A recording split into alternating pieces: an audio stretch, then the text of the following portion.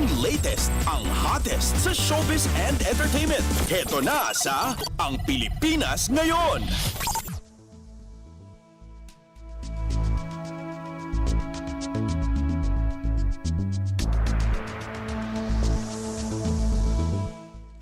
Magandang araw! Nagbabalik ang paboritong segmento ng mga chismoso at chismosa, ang segmentong Balitang Artista. Narito muli ang inyong chika Dora Steph Vicente upang hatid ang mga pinakamainit na showbiz balita para sa araw na ito. Hindi ko na patagal pa ang ating introduction at simulan na natin ang ratsyada ng mga chika.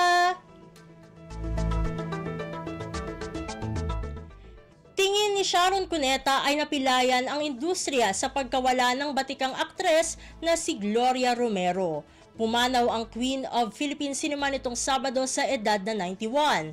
Ayon sa megastar, nasaksihan niya ang kabutihan ng namayapang aktres hindi lamang sa kanya kundi sa lahat ng taong nakasama at nakatrabaho nito. Nakapanayam ng entertainment press si Sharon sa ikalawang gabi ng lamay kay Gloria sa Arlington Memorial Chapel sa Araneta Avenue, Quezon City.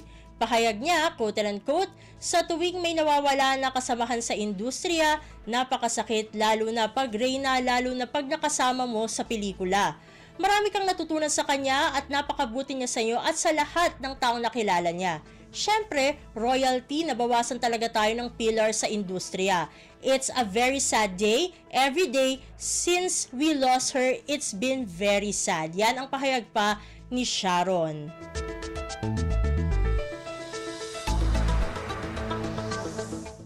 Samantala, ipinagdiwang ng award-winning actress na si Dina Bonnevie ang kanyang ika-63 na kaarawan nitong Lunes, January 27, 2025. Hindi raw lubos maisip ni Dina na sa pagsisimula ng 2025 ay isang malungkot na pangyayari sa buhay niya ang magaganap ang biglaang pagpanaw ng asawa niyang si Department of Agriculture Undersecretary Deogracias Victor D.V. Sabeliano.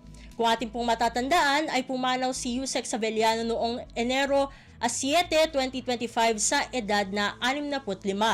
Nitong Martes, January 28, ibinahagi ni Dina ang short Instagram reel ng bonding nila ng kanyang anak na si Oyo Soto at pamilya nito at mga anak ng kanyang namayapang asawa. Kahit nakangiti, maaninag sa mga mata ni Dina ang lungkot na nadarama habang ipinagdiriwang ang kanyang kaarawan.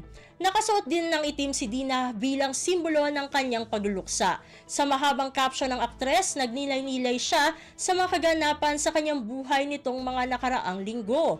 Kabilang narito ang pagkamatay ng mister na itinuturing niya bilang most painful at most traumatic na kanyang naranasan sa buhay.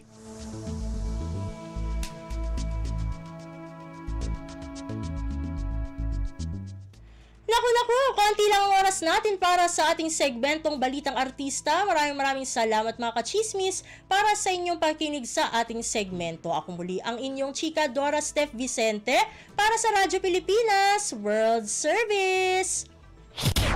Ang latest, ang hottest sa showbiz and entertainment. Heto na sa Ang Pilipinas Ngayon.